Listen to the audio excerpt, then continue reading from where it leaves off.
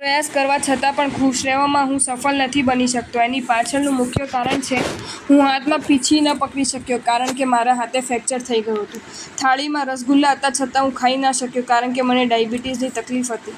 પ્રભુની પૂજા કરવાની મારી તીવ્ર ઈચ્છાને હું સફળ ન બનાવી શક્યો કારણ કે હું જ્યાં હતો ત્યાં પ્રભુનું મંદિર હતું જ નહીં. ત્યાં મારી નોકરી હતી, પણ શરીર મારું તંદુરસ્ત હતું. સંપત્તિ મારી પાસે વિપુલ હતી. મિત્રવર્ગ મારો બહોળો હતો. પડછાયાની જેમ સફળતાઓ મારી પાછળ ફરતી હતી. સ્વજનો મારા પ્રેમાળ હતા અને એ પછી હું પ્રસન્ન ન હતો કારણ મન મારું નકારાત્મક અભિગમનું શિકાર બની ગયું હતું.